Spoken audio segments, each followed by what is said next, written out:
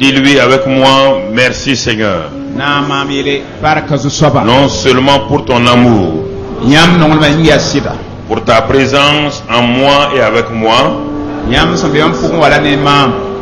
Et Seigneur, je prends plaisir à ta famille.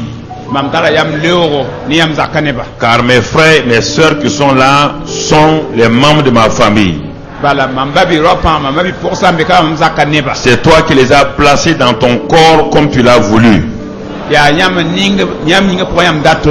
je suis béni. Mes frères et mes sœurs sont bénis. Et je décide de les honorer chaque fois, de les bénir, car je suis une source de bénédiction. Je transporte ta présence et cette présence est au milieu de nous. Là où nous nous réunissons au nom de ton Fils Jésus, ta présence est là.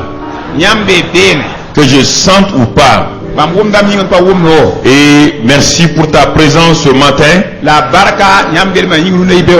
Je te bénis pour cette présence-là. Et en tant que postérité d'Abraham en Christ,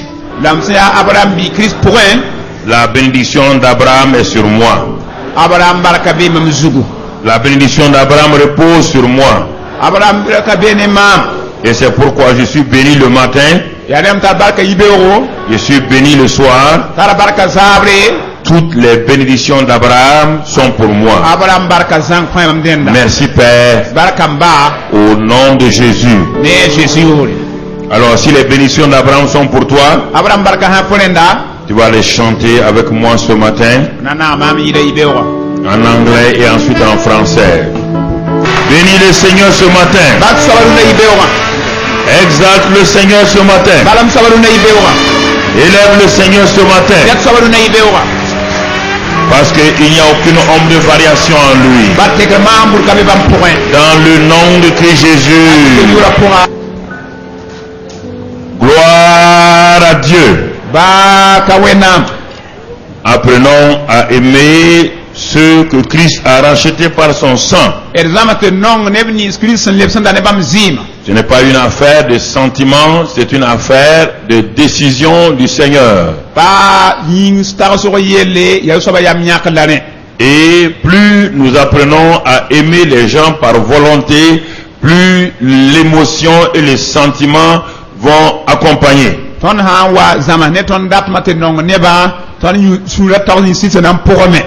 Vous savez ce qui fait le problème des chrétiens, c'est qu'ils veulent toujours sentir les choses.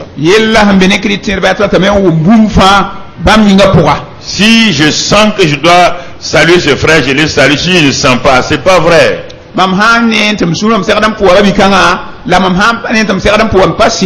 Dieu n'avait aucun sentiment quand Dieu nous sauvait. Il n'avait aucune émotion.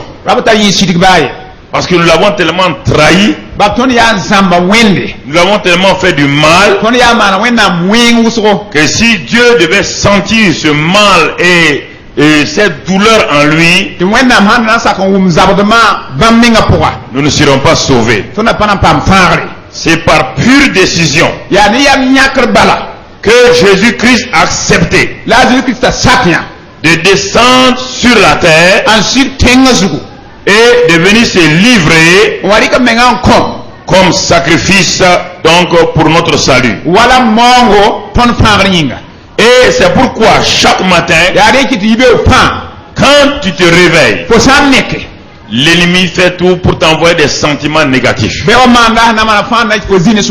Il te remplit de peur, d'angoisse pour la journée. Il te dit, est-ce que ça ira dans cette journée? Est-ce que la journée se passera bien? Regarde les problèmes que tu as. Sûrement de nouveaux problèmes vont s'ajouter encore. Et la plupart des chrétiens tombent dans son piège. Ils commencent à réfléchir comment ils vont s'en sortir. Ils commencent à se poser des questions. Et leur journée est déjà prise en otage par Satan. Ils oublient la présence de Dieu. Ils oublient que la présence de Dieu est avec eux. Et depuis que nous avons commencé la série Vivre la présence de Dieu, je crois de tout mon cœur que Dieu est en train de te parler. Nous avons vu les semaines écoulées. La présence de Dieu en nous et lorsque il se manifeste par le Saint-Esprit. Et nous avons continué et nous avons vu en prenant l'exemple d'Israël. Comment Dieu a commencé à montrer sa présence. Nous avons dit que Dieu était présent avec Adam et Ève dans le jardin d'Éden. Dans le jardin d'Éden, Dieu marchait avec Adam et Ève. Adam et Ève vivaient la présence de Dieu dans le jardin d'Éden. Le jardin d'Éden était le jardin de la présence de Dieu. Et il n'y avait rien, il n'y avait pas de prière. Il n'y avait pas de jeûne. Il n'y avait pas de Bible. Il n'y avait pas d'église. Il n'en avait pas besoin. Dieu était leur suffisance. Ils n'avaient pas besoin de faire des croisades. Dieu était leur suffisance. Dieu a créé l'homme uniquement pour ce but-là. Pas que nous ayons une Bible. Pas que nous ayons des bâtiments d'église. Puisque lorsqu'il va revenir, notre habitation ce n'est pas le ciel. Il va nous enlever, nous amener au ciel. Parce qu'il va casser la terre. Il va détruire les cieux. Il doit faire une nouvelle terre. Il doit faire de nouveaux cieux. Quand il aura fait tout cela, il amène la nouvelle Jérusalem. Et dans Apocalypse, cette nouvelle Jérusalem-là, il n'y a pas d'église, il n'y a pas de Bible, il n'y a rien, il n'y a pas de prière, il n'y a rien.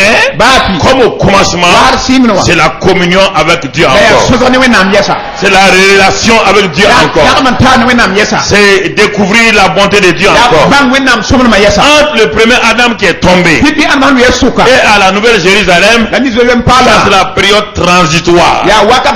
Nous sommes dans une période transitoire appelée la grâce. Dieu est en train de tout ramener à nouveau en place. C'est pourquoi dès qu'Adam est tombé, Dieu a commencé rapidement son retour sur la terre. Il a commencé son retour sur la terre. Dès qu'Adam a péché, quelqu'un d'autre s'est emparé d'Adam, qui s'appelle Satan. Quelqu'un d'autre s'est emparé de lui. Et Adam a changé de nature. Alors Dieu veut revenir. Mais il a trouvé que sa créature est prise en otage. Réfléchissez, c'est pas maintenant que les prises d'otage ont été faites. Les prises d'otage ont commencé là-haut et donc sur la nouvelle terre. Satan a pris l'homme en otage.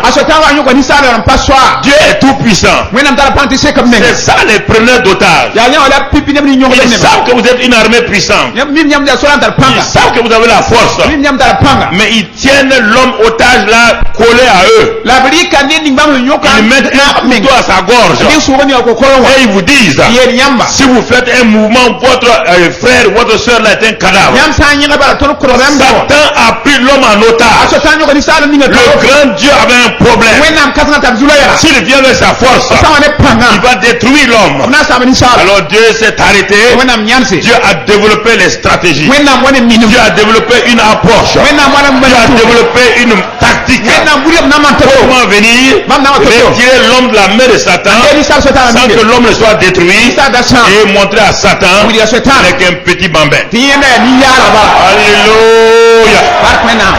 Alléluia. Ça la réalité. Et il a commencé tout doucement. Le premier homme qui a commencé à comprendre Dieu s'appelle Enoch. Pendant 65 ans, il ne marchait pas avec Dieu. Jusqu'à ce qu'il ait un enfant appelé Métichela. Mais il voyait le jardin d'Éden. Et le jardin était fermé. Il demande à Adam, puisque Adam vivait. Si vous calculez, vous allez voir qu'Enoch, quand Enoch était sur la terre, Adam avait environ 700 ans, alors qu'Adam est mort à 900 et quelques. Quel est ce jardin-là? Pourquoi personne ne peut pénétrer? Adam est triste. C'est là-bas où nous marchons avec Dieu. Ah bon? Quel Dieu? Notre créateur. C'est là-bas qu'on marchait avec lui. Et quand on marchait avec lui, nous étions remplis de joie, de paix. Alors Enoch dit, mais pourquoi vous ne marchez plus avec lui? Parce que j'ai trahi Dieu. Et Dieu m'a mis au dehors de sa présence. Et ce jeune homme-là a été donc accaparé, son cœur a été accaparé. Donc l'homme marchait avec Dieu avant. Il y a des choses, j'ai dit aux jeunes filles, votre décision va déterminer votre destinée. C'est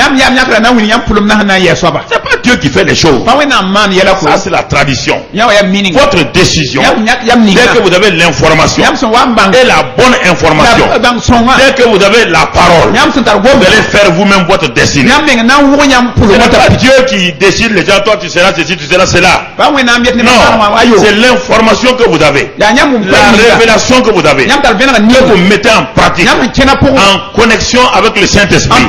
C'est ça qui vous propulse dans votre destinée. Bien-aimés frères et sœurs, c'est ça que Enoch a commencé à faire. Alors Enoch a dit, moi je vais tout faire. Si je sais, vous me dites que Dieu est bon, c'est un bon Dieu, on dit oui. Et si Dieu est bon, sûrement ce que nous avons fait là n'est pas bien, il est possible. C'est ainsi qu'il a commencé à développer, il a commencé à appeler Dieu. Il a commencé à invoquer Dieu. Il a commencé à parler avec Dieu. Et on ne sait pas à quel moment, à un moment donné, Dieu commence à marcher avec Enoch. Tout le monde est étonné. Pendant 300 ans, il marche avec lui. Mais Enoch est tellement absorbé par la présence de Dieu qu'il n'a pas impacté sa femme et ses enfants avec la présence de Dieu. Et la première erreur de ceux qui marchent avec Dieu, ils marchent tellement, ils commencent à marcher avec Dieu qu'ils oublient leur famille. Et ça a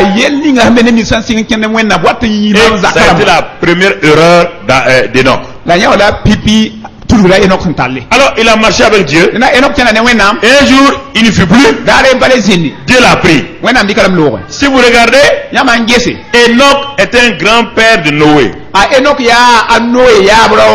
Donc Enoch est parti sans sa femme et ses enfants. Il a eu plusieurs enfants. Il avait sa femme. Il est parti. Quand il était enlevé, tout de suite le petit-fils Noé vient. Et Dieu a trouvé que la terre est corrompue. Parce que Enoch n'a pas pu amener la présence de Dieu sur la terre. Ça c'est le christianisme égoïste. Souvent beaucoup de gens, vous avez un christianisme égoïste que vous gardez pour vous-même. Vous n'arrivez pas à affecter ceux qui sont autour de vous. Vous n'avez pas à impacter vos parents, vos amis. Vous êtes sauvés uniquement pour vous. Enoch a été enlevé tout seul. Et le déluge va venir trouver la femme et les enfants d'Enoch. Regardez, le déluge va venir les trouver. On ne trouve pas dans l'arche là ni la femme d'Enoch ni ses enfants.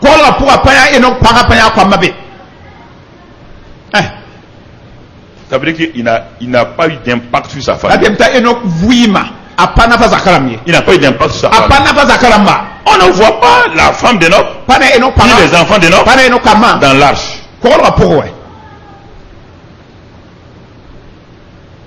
Il a été enlevé. Formidable. Et ta famille.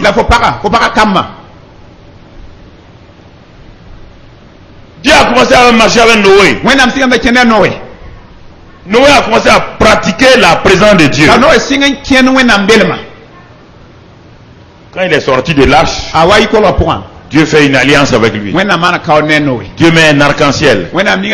Tu vois cet arc-en-ciel là. Cela veut dire entre toi et moi, il y a une alliance. Chaque fois que je vais détruire la terre par l'eau et que je verrai cet arc-en-ciel là, je ne fais rien. Je suis un Dieu de parole. Malgré cette alliance là, Noé aussi, bien qu'il ait été un homme qui devait apporter le repos, son nom signifie repos. Il n'a pas pu amener le repos, ni à sa femme, ni à ses enfants. Et là, il s'est tellement drogué avec l'alcool qu'il a créé un problème à toute sa famille. Donc Dieu continue de marcher avec l'homme. Malgré leur imperfection, Dieu continue de marcher avec l'homme. Pratiquer la présence de Dieu, c'est un exercice spirituel important, frères et sœurs. Et beaucoup de gens, beaucoup d'hommes de Dieu ne connaissent pas ça, et c'est ça le problème. Dieu continue à chercher. Dieu cherche des hommes qui marchent avec lui. Alors ses yeux parcourent la terre. Et son regard s'arrête un jour sur une petite tribu en Mésopotamie. Il voit une famille dont le père s'appelle Térak. Et dans cette famille-là, il y avait 3 enfants. Et un des enfants s'appelait Abraham. Dieu regarde cet enfant-là, il le regarde profondément. C'est ça qui est la grâce de Dieu, c'est ça. Cet enfant-là, idolâtre, ils adorent les idoles. Derrière l'Euphrate là-bas, ils ne connaissent pas Dieu. Mais Dieu regarde le cœur d'Abraham. Il voit qu'il peut utiliser cet homme, ce jeune homme-là. Il voit la fin et avant le commencement. Alors, Dieu commence à mouvoir sur le père d'Abraham, Térak. Dieu commence à bousculer parce que chaque destinée a un lieu d'accomplissement et un temps d'accomplissement. Alors, c'est ça qui est indépendant de nous. Le temps et le lieu d'accomplissement de la destinée, ça c'est dépendant de Dieu. Alors, Dieu influence le père Térak. Il quitte la Mésopotamie, l'Irak actuel.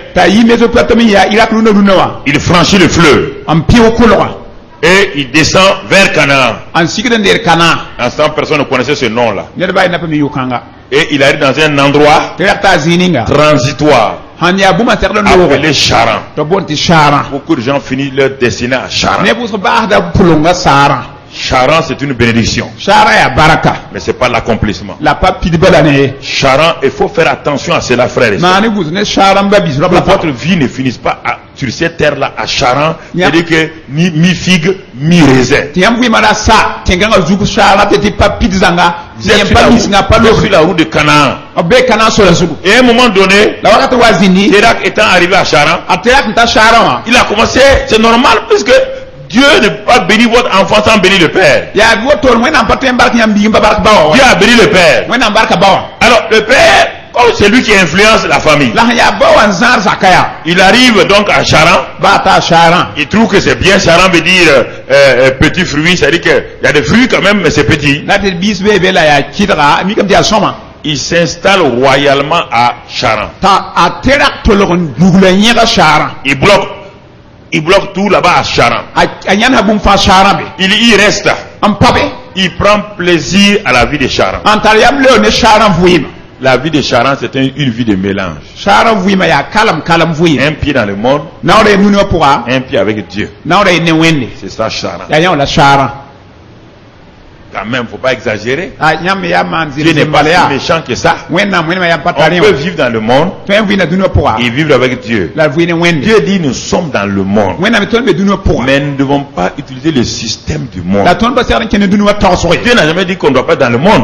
Dieu ne parle pas que nous ne sommes pas dans le monde. Mais il dit tu ne dois pas vivre selon le système. Le système de ce monde ne doit pas agir sur toi. Parce que tu es avec moi. Pratique ma présence. Marche selon ma présence. Et Térak est mort à Charan. Vous allez comprendre maintenant ce que je vous dis. Dieu va parler à Abraham. À Charan. Dieu va commencer à lui expliquer quelque chose d'important. Il dit on ne peut pas pratiquer ma présence. On ne peut pas vivre ma présence. On ne peut pas avoir le succès si à trois choses ne sont pas abandonnées. Et ces trois choses-là, Enoch n'a pas pu les abandonner. Noé n'a pas pu les abandonner. Ton père Térak n'a pas pu les abandonner. Moi je t'explique ça. Parce que depuis la chute d'Adam, le monde a été tellement tourmenté. Le monde a reçu de nouvelles pensées de Satan. Que les gens ne connaissent plus ma volonté. Et pour connaître ma volonté, il faut premièrement Abraham que tu quittes ton pays. Le système de fonctionnement de ce monde-là. Vous entendez, enfants de Dieu? Tant que vous ne quittez pas ce système-là, mentalement, vous n'avez pas de quitter le monde. Quittez le système de raisonnement du monde. Quittez le système de réflexion. Si tu ne quittes pas ça, ça ne marchera pas. Quitte ton pays. Ensuite, quitte ta patrie. Ça, c'est plus étroit encore. C'est l'amour du pays. Tu es prêt à mourir pour ton pays. Non, laisse la patrie là. Et ensuite, il dit maintenant, Dieu sait que c'est sensible. Il dit, quitte la maison de ton père. La chose la plus difficile. Quitte la maison de ton père. La tradition de tes parents. Là où j'ai grandi. Oui. Là où j'ai été élevé. Oui. Je vois que si tu marches avec ça, ta destinée ne sera pas accomplie. Et moi, ma volonté ne sera pas faite. Et c'est là le monde entier est pris en otage avec ça. Les Africains disent ancêtres, les Européens disent là-bas. Chacun a un mot, un faux mot que Satan leur a donné. Et chacun se base avec ça. Non, il faut qu'on respecte les ancêtres. Quel ancêtre va respecter? Le gars est mort et ça, il est poussière. Quel ancêtre? Il est où? Il est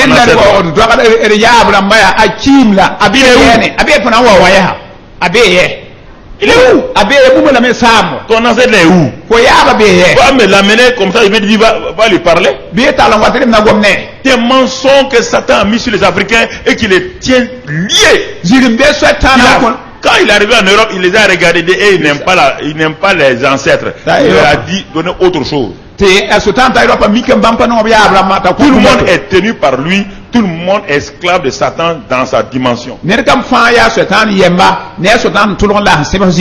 entendez? C'est ça le vrai problème. Abraham quitte. Quitte. Mais 24 ans plus tard, Dieu lui dit, il est mon ami. Ça fait 24 ans que tu as quitté. Mais tu ne marches pas avec moi. Abraham dit, ah bon? Oh Dieu, j'ai quitté mon père, la maison de mon père, mon pays. J'ai tout payé. C'est ça que les gens disent. Que j'ai tout quitté pour Dieu. Menteur, tu as tout quitté pour Dieu. Ce que tu as là, est-ce que tu l'avais quand c'est ton père?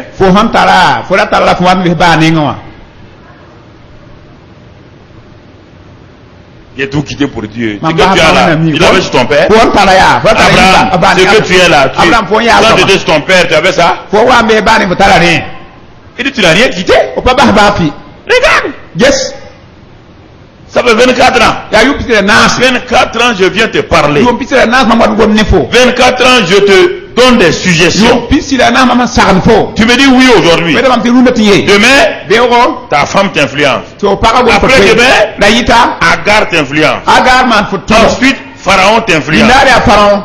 Tout le monde t'influence. Tu n'as rien quitté. Tu es ballotté dans toute forme de doctrine. Tes amis te ballottent. Tu n'as pas quitté les relations de tes anciens amis.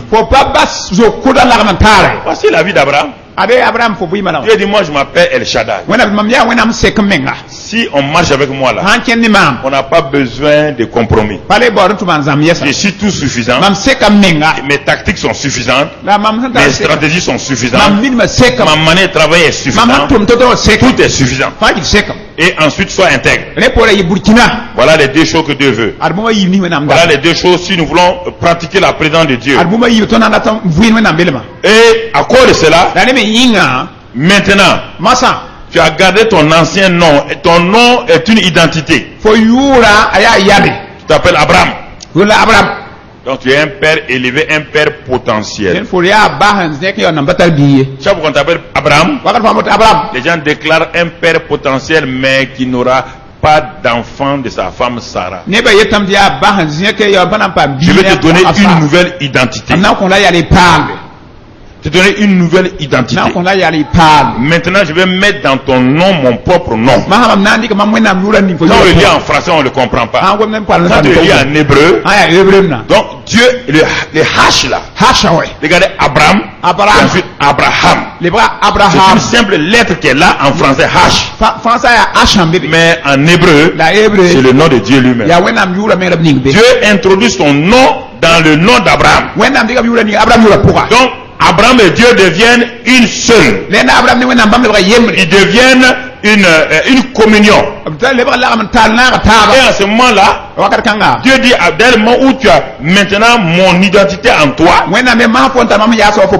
et que ton nom là est une nouvelle identité, et que ta femme aussi a une nouvelle identité de Sarai et devient Sarah. Il dit maintenant, deuxième chose, dans ton pays on ne circoncis pas les gens. Tu vas circoncire tous les garçons. Quand tu verras ces deux choses là, tu verras un changement. Abraham dit ah bon? Oui. Abraham a accepté le nouveau nom. Il a circoncis toute sa famille. Qu'est-ce qui se passe dans Genèse 17? Genèse 18. Quand Abraham a fini ça, Abraham était assis, sans effort, rien. Il était assis sous un arbre. Un jour, il voit trois personnes en train de descendre. Trois personnes qui viennent vers lui. Papa, bon Dieu au milieu. Il vient visiter quelqu'un qui a commencé à marcher avec lui. Vous ne pouvez pas obéir et marcher avec Dieu sans que Dieu vous visite. Impossible, frères et sœurs. Impossible, frères et sœurs. La présence de Dieu vient lorsque vous avez décidé de garder la nouvelle identité de la nouvelle création. Votre cœur est circoncis par le Saint-Esprit et que le Saint-Esprit habite en vous. Papa, bon Dieu, commence à vous visiter. Alléluia. Gloire à Dieu. Abraham a le discernement. Trois hommes. Mais son discernement est maintenant aiguisé. Il regarde. Il rit. Il dit ça c'est le Dieu du ciel qui me l'a dit. Et il se met à genoux devant celui du milieu. Et il l'adore. Et il lui parle. Dieu vient visiter. Il marche avec Abraham. Il recommence comme avec Adam. Avant de partir, il dit mon ami, il ne faut pas lutter. Tu as lutté 24 ans pour avoir un enfant de Sarah. Maintenant que tu as commencé à marcher avec moi, l'année prochaine, sans effort, tu vas rire. Tu vas rire. Ta femme va rire. Tes serviteurs vont rire. Tout Canaan va rire. Car l'enfant qui naîtra s'appellera Isaac. Ça veut dire rire. Ça veut dire joie. Ça s'est passé oui ou non? Mais c'est pas fini. Dieu dit deuxième chose. Tu es entré maintenant dans mon amitié. Tu fais partie de mes amis intimes. Je ne fais plus rien sur la terre sans te dire. Il dit mais j'ai dit, je n'ai pas parlé aux anges, je n'ai pas dit aux archanges, mais j'ai dit aux anges et aux archanges, j'ai mon ami Abraham sur la terre. Je ne fais rien sans le révéler. Il dit mais je suis venu pour détruire Sodome et Gomorrhe. Il dit mais mon ami, qu'est-ce que tu dis? Et Dieu s'arrête. C'est ça. Marcher avec Dieu. Un homme arrête, Dieu l'écoute. C'est ça la vie chrétienne. C'est pas prier. C'est pas non. Dieu vous respecte. Quand vous commencez à marcher avec lui. Il dit mais mon ami, que tu veux? Abraham dit ah bon? Il a commencé à parler. Quand il parle, Dieu dit ok. Tu es sûr de ça? Il dit ah bon? Il continue. Jusqu'à ce qu'il ait fini. Quand il a fini, ça veut dire Dieu se leva et parti. Vous comprenez? Un homme qui marche avec Dieu, une femme qui décide de marcher avec Dieu, ne peut pas ne pas avoir des visites divines. Impossible. Vous êtes visité. Vous êtes visité par Dieu. Ce n'est pas vos prières. La présence de Dieu devient effective. Parce que Dieu prend plaisir à votre obéissance. Mais beaucoup de gens se promènent. Pensent qu'il faut aller prier ici. Il faut aller faire là. C'est bien. Mais ça ne donne pas quelque chose de durable. Ça ne donne pas quelque chose de profond. Ça ne donne pas quelque chose de vraiment qui va vous amener loin. C'est important. Quand les gens viennent, ils s'en vont, ils viennent, mais on comprend pourquoi ils veulent, qu'est-ce qu'ils veulent. Écoutez frères et sœurs, il y a des gens qui, vous êtes là depuis 15 ans, 20 ans, vous ne progressez pas, vous n'avez jamais de visitation divine. Quelque chose n'est pas clair dans votre cœur.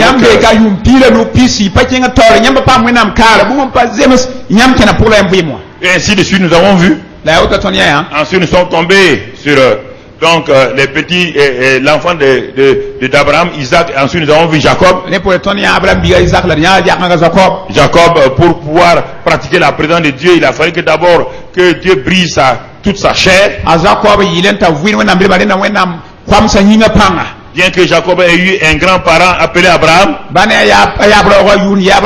un père appelé Isaac, il ne voulait pas lâcher prise. Il ne voulait pas que sa chair se soumette à Dieu.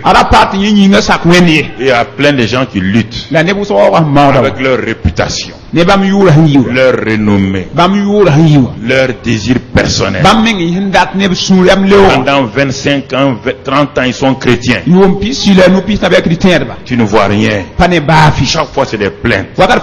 Chaque fois, c'est des murmures. Leurs intérêts personnels. À la fin, Dieu est obligé de briser. Dieu a frappé Jacob. Dieu dit, mais cet homme-là, je vais le bénir. Je suis obligé de le bénir malgré lui, mais il faut que je l'affaiblisse. Si nous ne voulons pas marcher avec Dieu, l'amour de Dieu est obligé de nous briser quelque part. Et ça c'est obligé. Nous avons le choix de dire oui à Dieu. Et si nous ne voulons pas le faire, il saura qu'est-ce qu'il va faire. Mais en ce moment-là, on sortira handicapé. Écoutez-moi frère et soeur, ne luttez pas inutilement avec Dieu. Vous voulez gagner à lutter avec Dieu. Qu'est-ce que ça vous gagne de dire mais qu'est-ce que j'ai fait même à Dieu? Qu'est-ce que toi tu peux faire à Dieu? Qu'est-ce que moi je peux faire à Dieu? Quand vous avez des problèmes, votre propre péché, au lieu de dire Seigneur je me répands, non, que j'ai fait à Dieu. Quel est ce langage de votre famille là que vous prenez pour venir mêler dans le christianisme? Dieu vous a aimé avant toute chose. Ne vous inquiétez pas des gens. Ne vous inquiétez pas de Satan. Ne vous inquiétez pas des sorciers. Il ne peut rien vous faire. Quel est le sorcier qui peut vous faire quoi que ce soit? Ça fait 40 ans je suis avec Dieu. Les sorciers ont attaqué. Les magiciens ont attaqué. Il y a quoi? Les dieux sont morts. Ne me fatiguez pas en disant que les sorciers sont contre moi. Tu peux me faire quoi? Ma chair est immangeable. Des histoires comme ça là. Arrêtez ces histoires. Arrêtez ces peurs inutiles. Arrêtez ces choses-là. Dès que le sorcier veut, il fait comme ça. Non. Si tu mens la chaise de cet homme-là, tu es mort. Tu es mort. Tu es cadavre. Alléluia. N'ayez pas peur là. Croyez en Dieu et croyez en vous-même. Vous êtes enfant de Dieu. On continue. On est arrivé à David. C'est ça la semaine dernière. On est arrivé à David. Lui, il a regardé.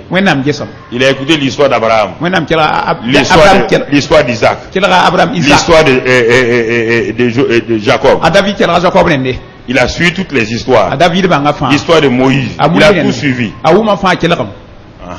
David, il dit, ah bon. Tous ces gens-là ont échoué. Dans sa jeunesse, David a commencé à chercher Dieu. Et avant même qu'il ait posé un seul acte, Dieu dit au prophète Samuel, j'ai trouvé un jeune homme selon mon cœur et qui accomplira toutes mes volontés. Comment Dieu peut parier sur quelqu'un qui n'a jamais vu agir? Dieu parie, il parie. Il dit voilà mon cheval sur lequel je vais parier. Les gens disent un outsider. Dieu dit non. Quand Dieu parie sur un cheval, c'est le cheval champion. Dieu parie sur toi. Alléluia. Faut pas avoir peur. Acceptez que Dieu parie sur vous. Relevez le défi. Dieu, tu as parié sur moi en me sauvant, en me donnant la vie éternelle.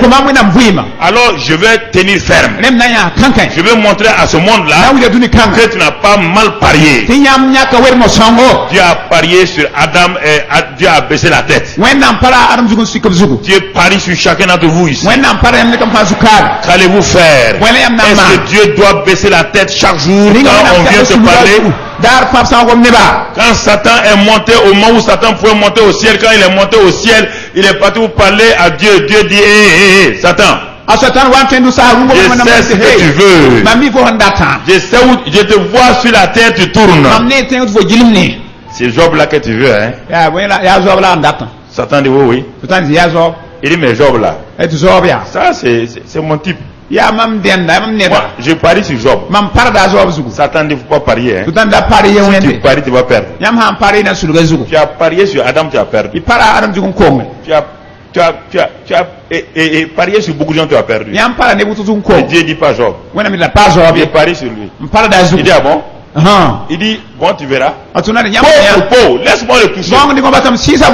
C'est alléluia là. Quand tu les bénis financièrement, ils sont contents. Quand tu les bénis physiquement, ils sont contents. Laisse-moi retirer tout ça. Dieu dit, vas-y. Satan est rentré. Il a commencé à utiliser les hommes. Il utilise les hommes pour attaquer Job. Job est assis. Il ne comprend pas ce qui lui arrive. À un moment donné, sa femme dit qu'on a fait des dieux là. C'est pas vrai. Il dit Dieu n'est pas bon. Job dit ah bon? Dieu n'est pas bon. Dieu n'est pas un bonbon, mais il est bon. On ne peut pas sucer Dieu. Dieu est bon. Il n'est pas un bonbon. Pas confondre la bonté de Dieu et le bonbon. Dieu n'est pas un bonbon. Non, mon frère. La bonté de Dieu est ça. Mais Job a dit, quoi qu'il arrive, même s'il vient me tuer là, moi je crois en lui. Vous entendez? Le ciel est remis la tête. Dieu dit, j'ai trouvé quelqu'un. Regardez comment il souffre. Regardez, ses amis sont venus l'accuser. Tout le monde est venu l'accuser. Il dit non. Moi là, j'ai fait des erreurs. Mais Dieu là, je sais que mon rédempteur est. Je le verrai de mes yeux. Je le verrai encore. J'ai décidé de marcher avec lui quoi qu'il advienne. Mais tu continues à aimer Dieu avec ces problèmes-là? Oui. Tu continues à aimer Dieu, il t'a enlevé toutes tes richesses? Oui. Tu continues à aimer Dieu, tous tes enfants sont morts? Oui. Tu continues à aimer Dieu, ton corps est malade? Oui. Tu es fou. Job dit non. Je ne suis pas fou. Je sais en qui j'ai cru. Je sais en qui j'ai cru. Et il a la puissance dans sa main. Il a la résurrection dans sa main. Même si je meurs là, il me ressuscite. Ce n'est pas un problème pour lui. Dieu a levé la main. Il dit j'ai bien fait de parier sur Job. Il dit j'ai bien fait de parier sur Job. Dieu a tout restauré. Il a tout donné à Job. Et Job était l'homme le plus heureux. Il avait les enfants les plus excellents. Frères et sœurs, est-ce que Dieu peut parier sur toi? Des petits problèmes déjà, vous faites 3 jours, vous venez pas à l'église. C'est ça. Des petits problèmes d'argent. Des problèmes entre le mari et la femme. Vous êtes fâché contre Dieu. Petit problème d'enfant. Petit problème de mariage. Vous êtes fâché. Votre christianisme est basé sur quoi? La question est importante. Mon frère, ma soeur. Et ce matin, prépare-toi à la rencontre de ton Dieu. Cela se trouve dans Amos 4:12. Alors quand on dit ça, les gens pensent qu'on parle de la mort. On ne parle pas de la mort. Prépare-toi à la rencontre de ton Dieu, ça veut dire tu ne l'as pas encore rencontré de façon réelle. Tu marches au hasard. Tu viens à l'église. Tu dis que tu es sauvé. Mais on te dit, est-ce que tu as rencontré Dieu? Tu l'as rencontré où? Et quand tu l'as rencontré, qu'est-ce qui a changé? On ne peut pas rencontrer Dieu et rester pareil sans changement. Impossible, frères et sœurs. On ne peut pas le rencontrer et rester vraiment sans changement. Alors pour cela, pour comprendre cela, nous allons voir la vie de 2 personnes, Zachée et Naaman. 2 personnes, un dans le Nouveau Testament et un dans l'Ancien Testament. Dans le terme aujourd'hui, Zachée et Naaman sont appelés 2 succès historiques en anglais, 2 succès d'histoire en anglais, c'est ça. Dans la société, c'est 2 hommes qui ont réussi. Aux yeux des hommes, c'est 2 excellents hommes. Le monde les envie. On dit, ah ben Zachée. Tu as déjà entendu parler de Zachée? Tu as déjà entendu parler de Naaman? Non, c'est un homme extraordinaire. C'est un homme excellent. C'est un homme béni. Ça, c'est ce qu'on appelle succès historique. C'est ça comme ça. C'est ça. Et les journaux parlent de lui. Il est toujours à la première page. Les gens parlent de leur bénédiction, de leur position militaire. Naaman. Non seulement il est chef de l'armée, il est tout. Tu vois? C'est ça qu'on appelle des gens qui ont réussi. Vous vous dites Dieu, Dieu, Dieu là. Ils n'ont pas Dieu dans leur vie, mais ils ont réussi. Vous voyez? Pas nous fatiguer avec votre affaire de Dieu. Zachée et Naaman. On va commencer par Zachée. Zachée, c'est le riche, mondain et corrompu qui va rencontrer Jésus. Écoutez-moi, c'est Zachée veut dire pur et justifié.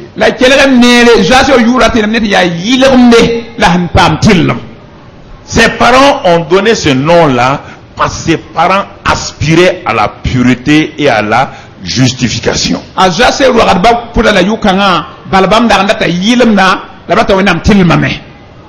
C'est ça souvent. Nous avons une espérance sur des choses.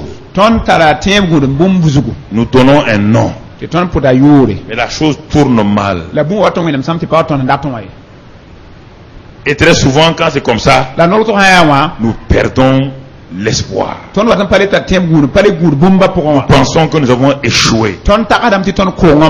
Zachée, aux yeux de ses parents qui étaient religieux, semblait être quelqu'un qui a échoué.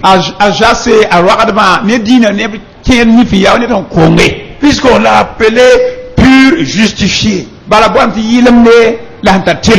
Quand on regarde sa vie, on ne voit rien de pur et de justifié. Lisons un peu sa vie dans l'évangile de Luc 19, versets 1 et 2. Luc 19, versets 1 et 2. Il dit, Jésus étant entré dans Jéricho, traversait la ville. Et voici un homme riche appelé Zachée, chef des publicains, cherchait à voir qui était Jésus. On va s'arrêter à ces deux versets. Zachée, un homme riche, chef des publicains. Les publicains à l'époque, il y avait ce qu'on appelle les stoïciens, les tout. Mais les publicains, c'était ceux qui menaient la belle vie, la vie de la chair. La bonne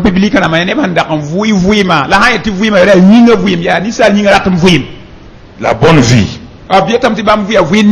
La bonne chair. Et il était craint par tout le monde. Et il exploitait son propre peuple car il était collecteur d'impôts.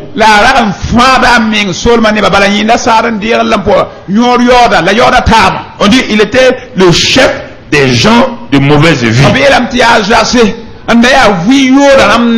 C'est étonnant. Quand on l'appelle Zachée, pur, justifié. Quand on voit ses actes, chef des gens de mauvaise vie, il y avait un contraste, une contradiction dans la vie de cet homme-là. Et c'est ça qui va amener quelque chose à se passer, parce que il y avait une lutte dans sa vie. On dit pur et justifié. Lui, il vit impur et injustifié.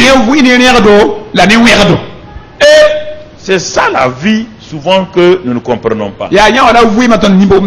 Une lutte intérieure commence en nous. Il y a un vide. Il n'y a pas de joie. Il n'y a pas de paix. Parce que la lutte entre la chair et l'esprit sont là. Et là. Nous réussissons dans beaucoup de choses.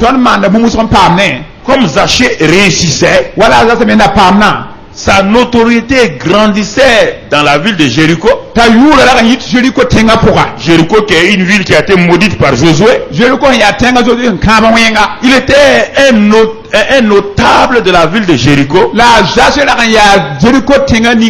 gens ne l'aimaient pas, mais les gens le craignaient à cause de sa richesse, à cause de sa position socio-religieuse, économique.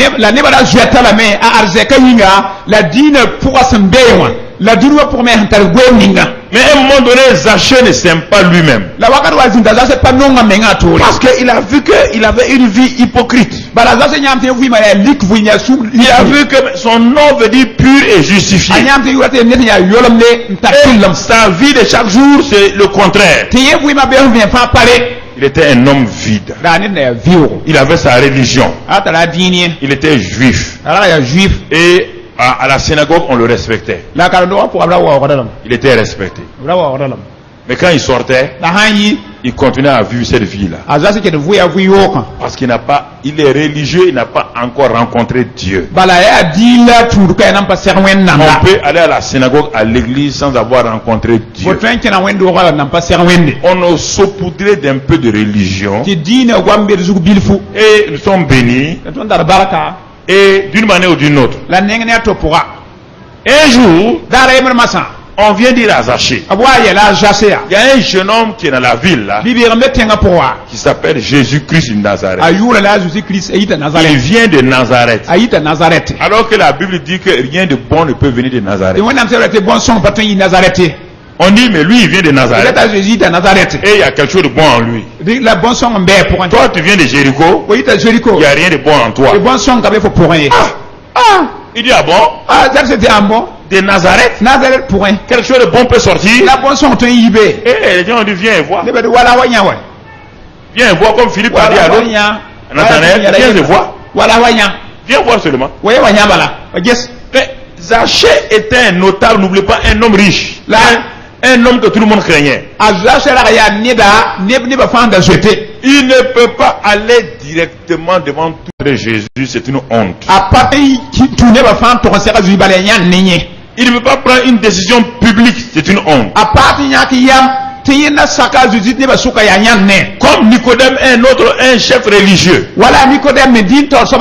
Il est tellement imbu de sa religion et il était un chef de synagogue qu'il ne peut pas rencontrer Jésus en plein jour et en public.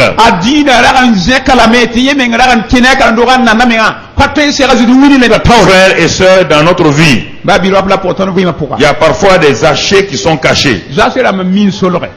Comme on a vu la dernière fois, il y a des Jacob cachés, il y a des Zachées cachés. Et alors, ce Zachée caché là, et vit une double vie. Où il n'y a pas de joie, il n'y a pas de paix. Il est insatisfait de sa vie. Et vous allez comprendre ça plus tard. Alors, quand il a entendu que Jésus-Christ est dans sa ville, Zachée a décidé d'aller rencontrer ce Jésus-là. Il faut que tu rencontres ce Jésus. Ça c'est important. Il ne parle plus de religion. Il veut rencontrer Jésus. À quel moment l'as-tu rencontré dans ta vie? La rencontre avec Jésus se fait plusieurs fois et de plusieurs manières. Mais à quel moment tu l'as rencontré? Et qu'est-ce que cette rencontre a produit sur ta vie de façon durable?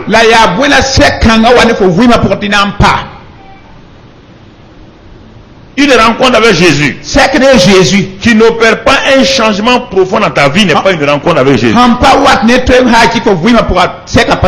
jeune homme riche a rencontré Jésus. Ça n'a rien produit sur sa vie. Il est retourné tel quel. Judas a rencontré Jésus. Il est retourné tel quel. Les pharisiens ont rencontré Jésus. Ils sont restés tel quel. Tel quel. Ils sont rentrés, ils sont restés tels quels. Quel genre de rencontre as-tu eu avec Jésus? Non, mon frère. Non, ma soeur. Zachée était fatigué. Alors, il s'est engagé tout entier à aller rencontrer ce Jésus-là, quoi qu'il advienne. Mais Zachée avait un handicap. Il était tout petit. Et quand il apparaît en public, les gens ne l'apprécient pas beaucoup. Zachée, il a tellement faim et soif, il veut un changement dans sa vie. C'est la faim et la soif de ce changement-là qui doit vous amener à genoux devant Dieu.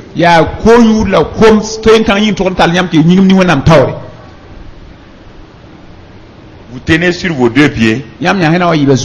Parce que vous n'avez pas faim et soif de Dieu. Vous cherchez encore ses bénédictions. C'est pourquoi Dieu a frappé Jacob. Malgré le fait qu'il boitait là, il cherchait toujours les bénédictions.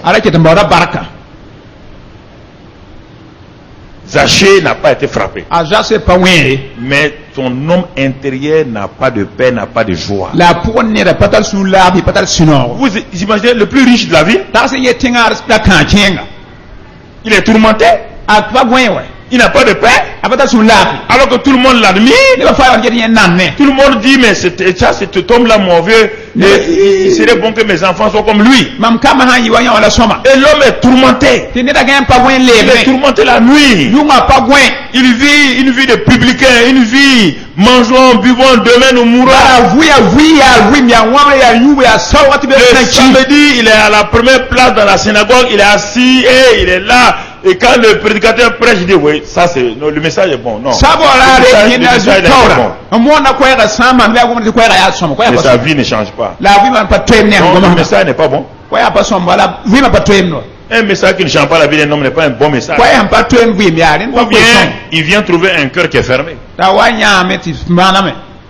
C'est ça le vrai problème. Alors, qu'est-ce qu'il a fait?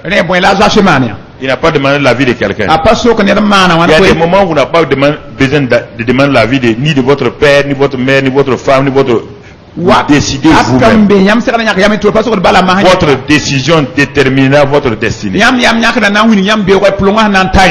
Tant que vous n'avez pas pris la décision de dire, moi j'en ai assez de cette vie que je mène. Tant que Dieu ne verra pas cette décision-là, il ne fera rien pour vous. Vous avez beau tourner aller prier partout, il ne fera rien. Avez-vous décidé de changer de vie? Dans Luc 19, on regarde au verset 5-6. 5-6. Lorsque Jésus fut arrivé à l'endroit où était Zachée, il leva les yeux et lui dit, Zachée, hâte-toi de descendre, car il faut que je demeure aujourd'hui dans ta maison. On va s'arrêter là-bas. Qu'est-ce qui s'est passé ici? Qu'est-ce qui est arrivé où que Jésus vient trouver Zachée dans un endroit? Je vous ai dit que votre destinée a un endroit et un temps. Et ce jour-là, Zachée n'en pouvant plus, il est sorti de sa maison sans parler à qui que ce soit. Sa femme, il n'a pas demandé à ses serviteurs. Il est riche. Non, il est fatigué de tout. Fatigué des serviteurs. Fatigué de tout. Il a regardé. Il s'est renseigné. Où est-ce que Jésus, votre Jésus, là-bas passer? On lui dit, il passera par telle route. Zachée décide. La faim et la soif vont vous amener au pied du Seigneur. Parce que vous n'avez pas encore faim et soif. Vous voulez les bénédictions. Ça ne vous amène pas au pied de Jésus. Ça va vous amener loin. Demandez les bénédictions. Zachée. Et quand il a su que Jésus devait passer par là, il est allé sur cette route-là. Paul a eu sa route de destinée Damas. Jacob a eu son lieu de destinée, le torrent de Jabok. Abraham a eu son lieu de destinée Canaan. Où est le lieu, où est l'endroit où vous avez rencontré Dieu, et quand vous l'avez rencontré, qu'est-ce qui s'est passé? Qu'est-ce qui s'est passé? Zachée, sachant qu'il est petit, il a oublié qu'il était quelqu'un d'important. Sa réputation ne l'intéresse plus. Ce que les gens disent de lui, ça l'intéresse pas. Ce qu'il veut là, c'est une vie nouvelle. Il veut un changement. Il est fatigué de mener cette vie. Alors, qu'est-ce que Zachée a fait? Il a renoncé et il est parti monter sur un arbre. C'est pas possible. Le plus riche de la ville qui monte sur un arbre, il aurait pu faire mettre un échafaudage, fabriquer quelque chose de bien où il va s'asseoir et regarder Jésus avec arrogance. Zachée s'est identifié aux singes et aux margouillards. Il a trouvé que tout ce qu'il a là n'a pas de sens si il n'a pas rencontré Jésus. C'est-à-dire, il a dit que je ne vaux pas mieux qu'un singe. C'est les singes qui montent sur les arbres. C'est les lézards qui montent sur les arbres. Donc je suis un lézard. Tant que je n'ai pas encore rencontré Jésus là, je suis encore un singe. Ça c'est terrible. Mais il a décidé ainsi. Il a décidé ainsi. Alors frère, j'ai dit que votre décision va attirer Dieu lui-même. Votre décision va déterminer votre destinée. Et c'est ça que vous devez comprendre. Et Jésus a commencé à marcher. Le Père lui a dit, il y a un homme de grande destinée qui est sur ta route aujourd'hui. Cet homme-là est dans tel endroit. Et quelque chose se passera dans sa vie aujourd'hui. Un changement se passera. Il y a un tournant décisif. Il est au carrefour de sa destinée.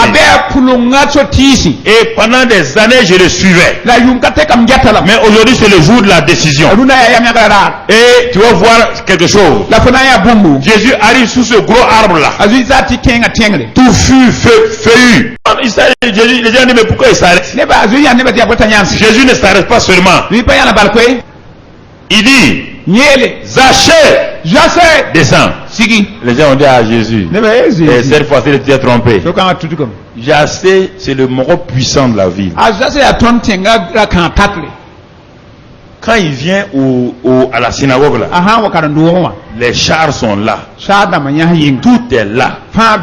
Mais nous, on ne voit pas de chars ici. On ne voit pas de sécurité autour. Non, Zachée, quand il vient samedi là, non, quand tu vois sa voiture même, quand tu vois ces chars là, toi tu sais que Zachée là.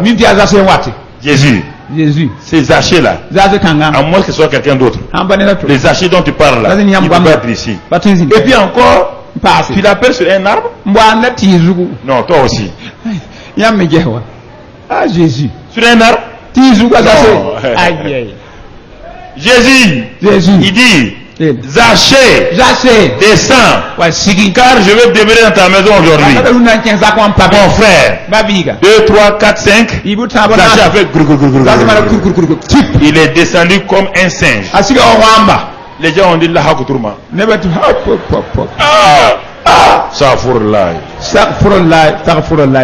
L'homme était sur l'arbre. Les gens ont dit oui. Qu'est-ce qu'il avait monté sur l'arbre? La faim est là. La faim est là. La faim et la soif. C'est ça qui amène les gens à genoux. Continuer à être à genoux en train d'aller vers Dieu. Un grand homme comme toi, que tu fais ici? Ne me parlez pas. Que tu cherches? Ne me parlez pas. Pourquoi tu vis comme ça? Ne me parlez pas. Mais comment un grand homme comme toi? Une grande dame comme toi? Non. Je suis fatigué de vous flatter. Vous m'avez flatté pendant des années. Voilà ma vie. Moi, je vais être à quatre pattes devant le Seigneur. C'est ça, c'est ça. Zachée descend. Ils s'en vont chez Jésus. Tous les scribes et les pharisiens ont commencé à condamner Jésus. Non, c'est pas un vrai prophète. C'est ça. C'est pas un vrai prophète. Il ment, il rentre et il mange chez les publicains. Mais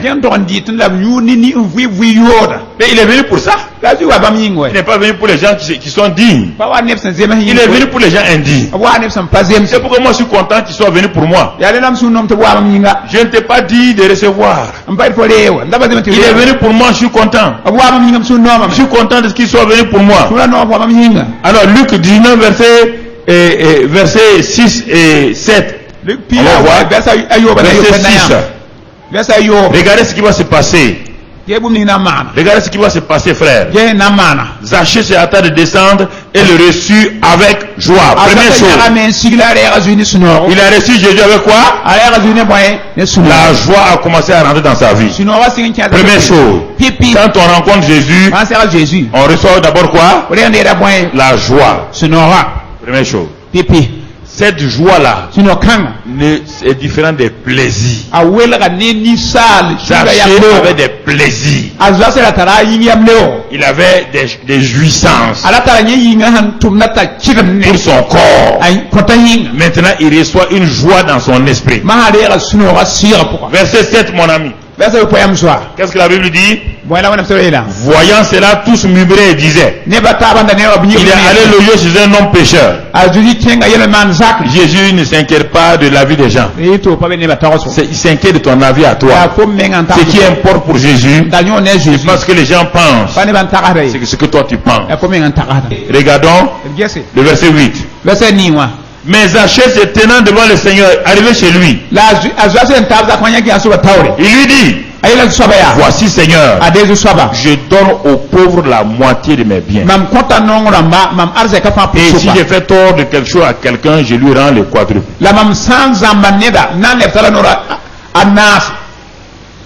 Écoutez ce qui se passe. Toute la fortune de Zachée reposait sur quoi? Sur la corruption et le mensonge. Il savait qu'il avait exploité les gens. Et c'est pourquoi les gens le haïssaient. Mais il s'arrête avec courage. Il ne dit pas qu'il va donner la dîme. Non. Non. C'est pas la dîme. Il fait ce que la Bible a dit dans Nombre 5, la restitue. Il dit que la restitution dit que tu dois donner le capital et combien de fois plus? 5 fois plus. C'est ça qu'il est en train de faire. La religion n'a jamais pu décider Zachée à donner même 10%.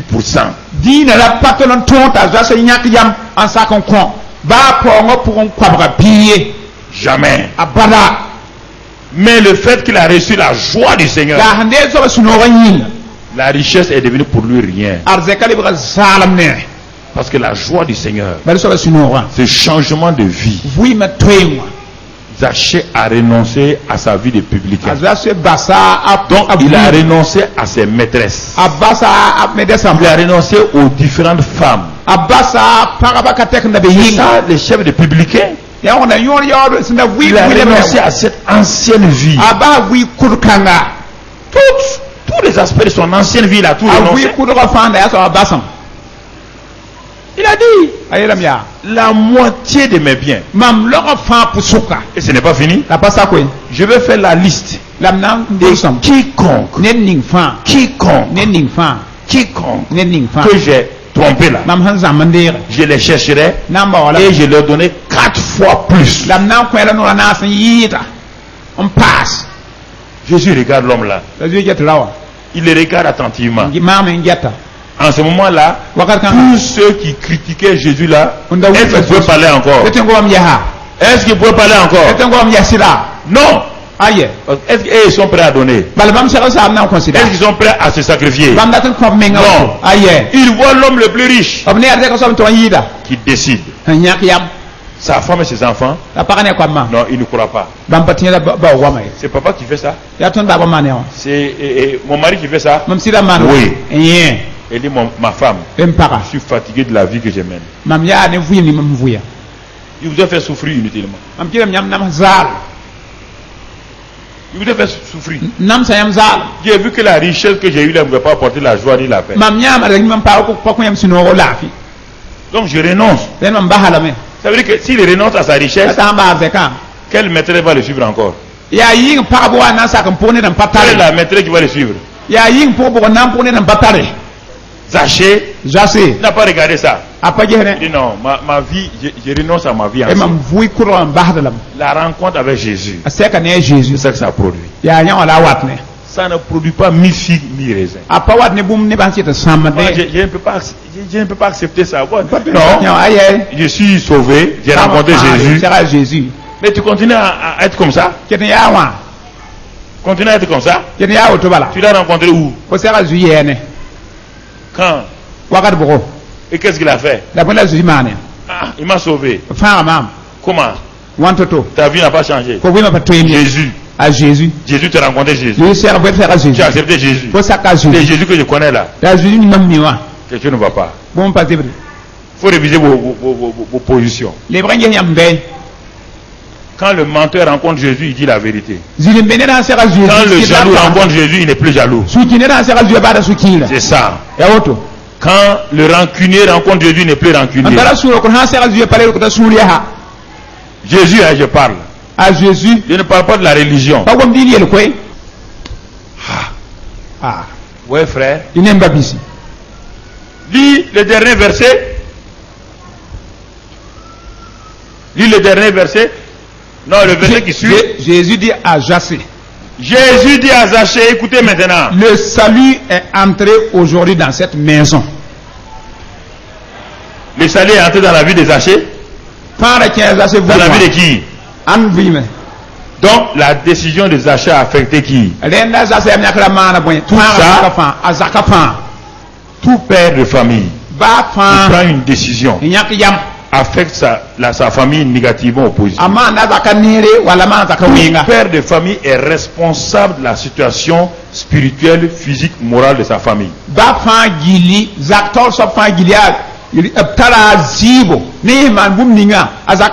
C'est ça que Paul a dit, quoi au Seigneur Jésus que tu seras sauvé, toi et tout ta. Textuellement, la décision que vous prenez va affecter positivement toute votre famille. Frères et sœurs, donc votre décision même va déterminer tout. La joie est entrée dans cette maison. Le salut est entré. Parce que celui-ci est aussi un fils d'Abraham. Un fils d'Abraham.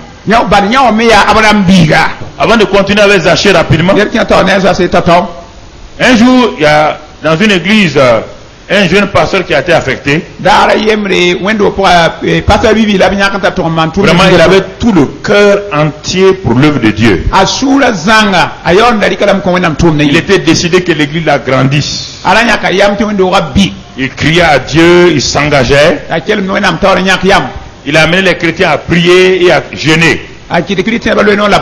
Effectivement, l'église a commencé à grandir. Les nouveaux convertis venaient en grand nombre. À un moment donné, l'église était tellement remplie que le jeune homme a appelé les anciens. Et il leur a dit, voilà, anciens, regardez, l'église a grandi. Il faut qu'on construise une autre église. La plupart des anciens ont dit oui. Mais il y a un des anciens, des plus anciens là, qui a dit non, on ne construira pas d'église ici. On va aller louer un bâtiment et on va aller faire nos réunions dans ce nouveau bâtiment là. Les autres anciens ont regardé. Et comme il était le plus riche de l'église, bon, les gens sont tus. Ok. Le jeune pasteur s'est tué. Et qu'est-ce qui se passe? Les gens disent, mais pourquoi ils s'opposent? Maintenant, quelque chose va se passer. Un jour, il était en train de partir sur son chantier. Il construisait une nouvelle maison pour ses deux filles. Une grande maison pour ses deux filles. Et quand il est parti en ville avec ses deux filles, pour aller faire des courses, il était content. Ses filles ne sont pas grandes, c'est des filles de 12 ans, 10 ans. Les deux filles ont décidé de traverser la rue pour aller de l'autre côté acheter quelque chose, rapidement venir. Un véhicule est venu devant le père, a écrasé les deux filles. Alors il s'est arrêté. Il a dit, j'ai récolté ce que j'ai semé. Les gens ont dit, tu as récolté ce que tu as semé. Qu'est-ce que tu veux dire? Quand l'église est venue chez lui, les gens voulaient le plaindre. Il dit non. J'ai récolté ce que j'ai semé. Quand le jeune pasteur a dit que l'église grandissait, moi je l'ai vu, l'église grandit. Construisons un nouveau bâtiment. Il dit parce que comme je construisais un bâtiment pour mes 2 filles, Et maman met l'eau dans ton comme pour les yibénin. c'est ça qui a fait que j'ai dit non. Il y a rien qui m'a mis à yo, tout le monde a mewa. Mais je n'ai pas dit à quelqu'un. M'pato on y a de me quoi? J'avais des projets. Ndata d'abord date man. Mais je n'ai pas dit que c'est à cause de ça. M'pato à rien yibé. Maintenant, le bâtiment que j'ai construit pour mes 2 filles, La roni m'a même quoi pour les yibé. ça va servir à quoi? Anana pas moyen. Puisque les 2 filles sont couchées. Bala alo yibé la ngaya Il kumela. a commencé à pleurer. Ta singa nyabda. Il a commencé à pleurer. Asinga me nyabda. Il s'est jeté à genoux. Anyigum di. Les chrétiens ne savent plus quoi faire maintenant. Christian ba bim na mana yehla. Puisqu'il vient de révéler lui-même son péché. Nyeme la to hayno wendala. Maintenant, qu'est-ce qu'on va faire? Ma da mana wana. Écoutez-moi, frère. Yele mamba bisi. Il faut faire attention. Mane gusku. Faites attention. Mane gusku. Que ce qui est dans votre cœur là, Bomi bayam sous la ça pourra. ne sort pas de votre bouche. Bere yam norwa. Il faut prendre des décisions et tenir ferme. Nyaki yam la nyas kankan yam nyak la zugu. Tenir ferme. Yala se kankan. Ah non, on ne fera pas comme ça. Ifa mana mai. On veut faire tel projet. Data mana woto. Les pasteurs là nous font comme ceci. Passer dans ma tondo Vous écoutez les gens du monde. Nakira duna neba. Mais Dieu veut te bénir. Wena data baraka fo. Engage-toi. Bi nyak yam ke tumna po. Et cet homme-là, vous voyez maintenant, La kan yam ne ma. toute sa vie, Avui ma sanga. il a perdu sa joie. Asunoga mena mame. Et on attaque rapidement Naaman. E nan goma na mai tatoma. Naaman, son nom signifie agréable. Anama wala te lam tihin nomba. Son nom veut dire agréable. Ate noma bamba. Et cet homme-là, Le ninkanga. c'est un homme qui n'a pas rencontré Dieu directement. Ya ne tam passer wena ma Comme tore. Zachée, Wala jase. lui, il a rencontré la parole de Dieu. Yen yen sa wena ngomna. Alors, pratiquer la parole, pratiquer la présence de Dieu, c'est sous 2 formes. La vuinu wena ngomna nenga yibo. Dieu peut vous faire grâce de le rencontrer lui-même ou de rencontrer le Saint-Esprit. Wena tema nam do tem ser bam mengal sison. Mais il y a d'autres aussi qui ne vont même pas rencontrer Dieu, mais qui vont rencontrer sa parole. La ne même pas na ser wena ngomna. La parole fera la même chose textuellement que la présence de Dieu. La gomna na mana bum ni wena mbele ma na mana.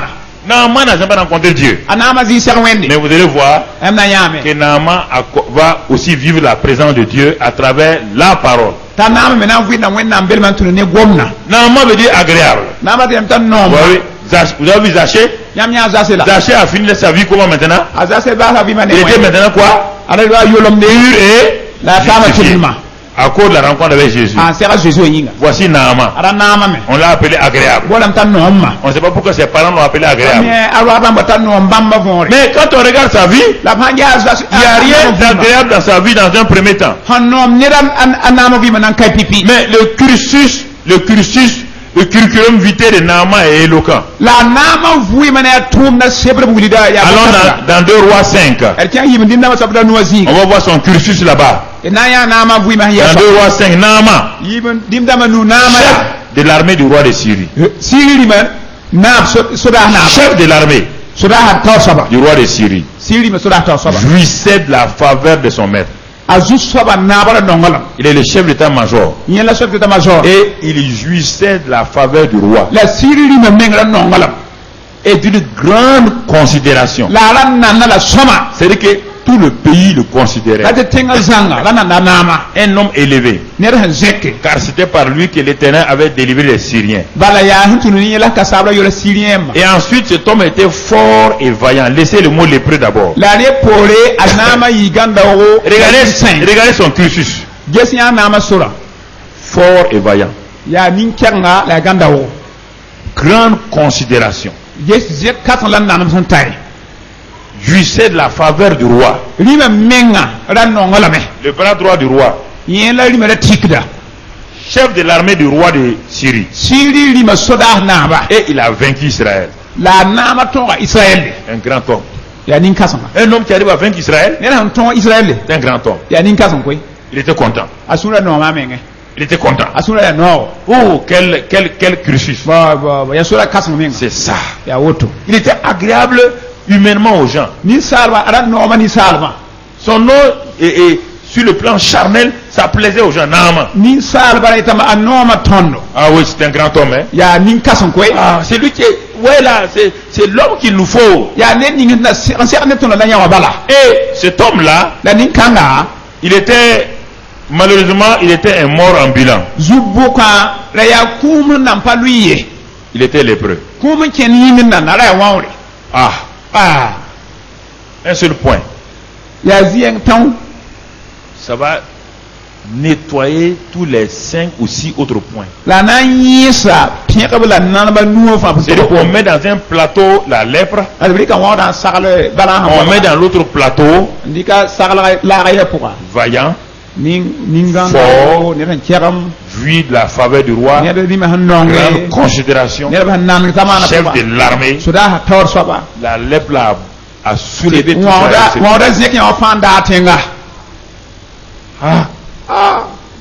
Seigneur. La lèpre, ce n'est pas seulement une maladie. C'est le péché. C'est la rébellion. C'est tout ça la lèpre. C'est tout ça la lèpre. La lèpre, ce n'est pas une maladie. C'est tout.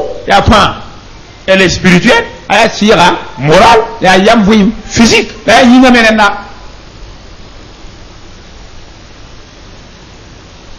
Ah bon? Il est devenu un mort ambulant. Un mort en sursis. Quand les gens ont appris ça, tout le monde était choqué. Les gens ont oublié tout ce que Naaman était. Sur les lèvres, il y avait une seule chose. Naaman est lépreux. Ça a balayé tout le reste. On a oublié sa puissance, sa force, sa richesse. On a tout oublié.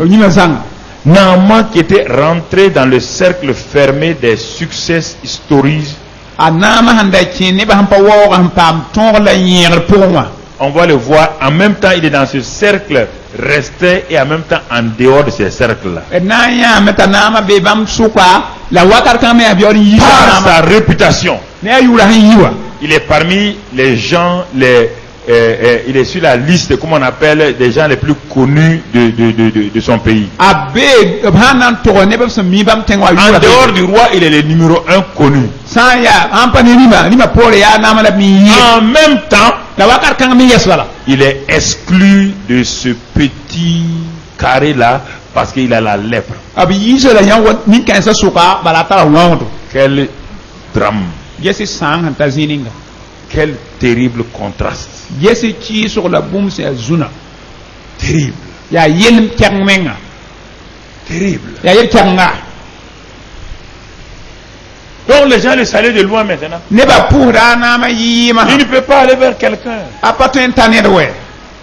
Les gens ont oublié, il dit il a la lèpre. Il ne faut pas qu'il s'approche. Naaman, tout tombe brusquement dans l'eau. Tout tombe dans l'eau. Non. Ça ne peut pas m'arriver à moi, ça. Ce n'est pas possible. C'est possible, juste. C'est possible. Alors, frères et sœurs, regardons la suite. On a lu 2 Rois 5:1. Lisons 2 Rois 5:2 et verset 3. Or, les Syriens étaient sortis par troupes. Ils avaient amené captive une petite fille du pays d'Israël qui était au service de la femme de Naaman. Écoutez-moi maintenant.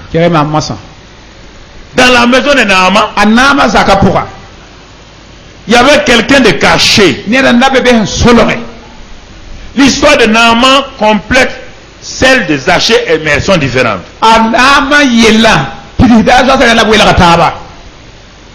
Naaman n'a jamais eu soif dans son cœur. Mais c'est les gens qui vont pousser Naaman pour aller jusqu'à rencontrer Dieu. C'est pourquoi Dieu n'a jamais rencontré Naaman directement, parce qu'il n'a jamais fait un soif. Ce sont les gens qui l'ont poussé par la force. Donc, vous voyez 2 méthodes, la faim et la soif personnelle. va t'amener vers Dieu. Oui, s'il n'y a pas ça, la prière des gens, la foi des gens va te pousser pour aller vers la parole. Tu vas rencontrer Dieu à travers sa parole. Il ne va pas te rencontrer lui-même parce que tu ne veux pas de lui. Il va te donner sa parole qui est en même temps sa présence. Mais le résultat est pareil. Dans la maison de Naaman, il y avait une petite fille que Naaman avait amenée captive. Naaman a vaincu ses parents. Sûrement ses parents sont morts. Mais cette fille-là, elle connaissait Dieu. Écoutez-moi. C'est extraordinaire. L'histoire de Naaman, cette petite fille-là, connaissait Dieu. Ses parents sont morts. Naaman les a tués. Et on l'a amené captif. Mais il n'y avait aucune amertume dans son cœur.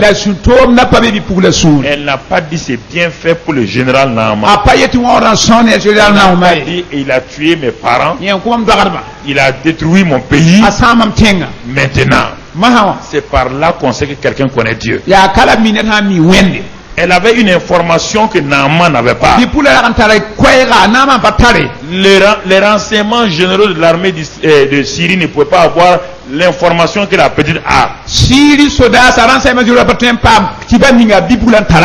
Les renseignements militaires avaient tous les renseignements sauf cette information. Il y a des renseignements que Dieu donne à quelqu'un dans un pays. Tous les renseignements de l'armée, de la gendarmerie, de la police passent à côté. Ils ne savent pas. Ils sont en train de chercher des informations alors qu'il y a quelqu'un qui est assis, qui a cette information, qui ne dit à personne, qui regarde.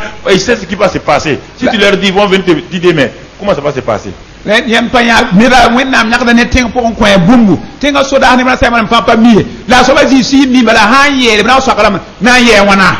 petite fille là, qui n'était pas considérée là, elle avait l'information, le secret des secrets. Elle connaissait Dieu. Le général n'avait rien. Il était en train de mourir. La petite fille a regardé le général. La tristesse est rentrée dans la maison. Satan dit à la petite fille, il ne faut pas dire, il ne faut pas dire les renseignements là. Il a tué ton père, ta mère. Il a fait du mal à tes parents. Faut pas dire, la petite fille dit, je ne peux pas dire. L'amour de Dieu est en moi. La compassion de Dieu est en moi. La grâce de Dieu est en moi. L'amour de Dieu est en moi. Je vais le dire. Il appelle sa maîtresse. Écoutez-moi, frère et soeur. Vous ne connaissez pas Dieu. Quand il parle là, la connaissance de Dieu là, il y a plusieurs dimensions. Une petite fille qui est esclave, elle n'est pas amère, elle n'est pas rancunière. Elle appelle sa maîtresse. J'ai vu le patron malade. Cette maladie est mortelle. Je sais qu'on ne peut rien faire. Mais moi j'ai une information. La femme l'a dit, ah bon? Une esclave? Oui. Une esclave peut avoir une information? Oui. C'est quoi? Dans mon pays que vous avez vaincu là, il y a un prophète là-bas.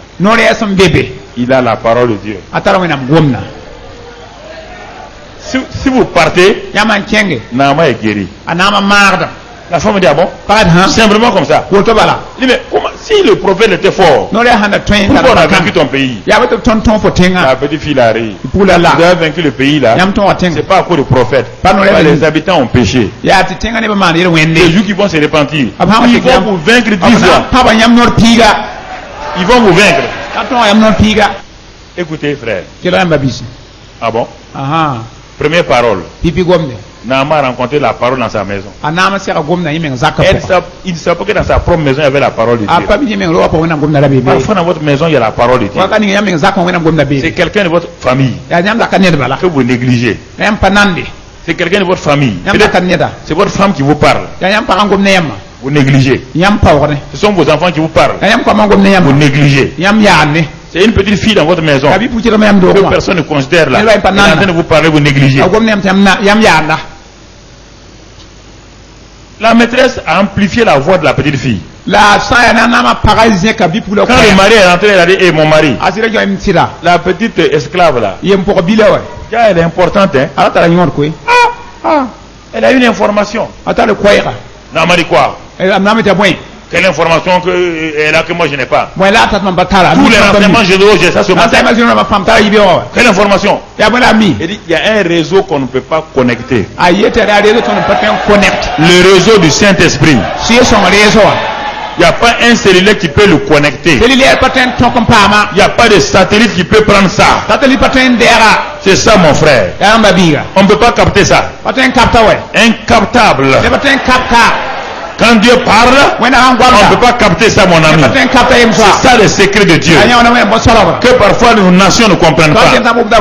Ils ne comprennent pas. Parce qu'ils rentrent dans des problèmes. Quand on veut leur parler, disent non, mais qu'est-ce que vous connaissez, vous les pasteurs? Qu'est-ce que vous connaissez? Alléluia, alléluia. On a les informations que notre Dieu nous donne.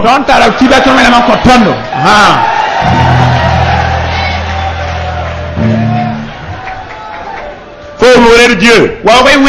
Ne cherchez pas à vous glorifier. Mon frère, ma soeur. Alors, quand l'information est donnée, regarde la réaction de Naaman.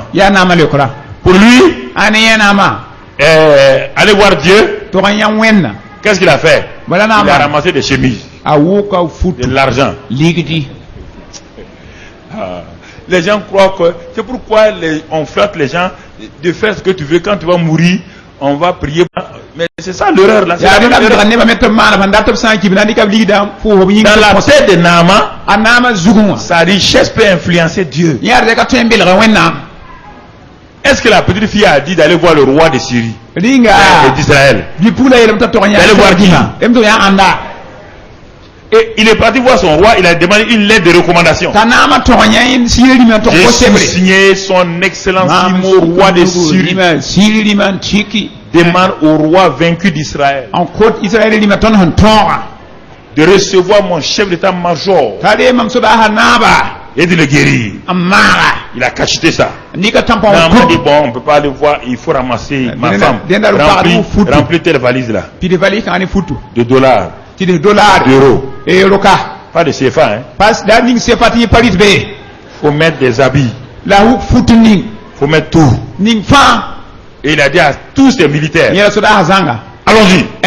Ils sont partis. Deuxième dit, il y a un grand type qui est arrivé. On dit c'est Naaman. Il est arrivé chez le roi. Le roi tremble. Il donne la lettre de recommandation. Quand le roi lit ça, il se fâche. Il dit, est-ce que moi je suis Dieu pour guérir quelqu'un? Il dit, tu vois, il me cherche bagarre. Comme il m'a vaincu là, il veut m'humilier maintenant. Première parole que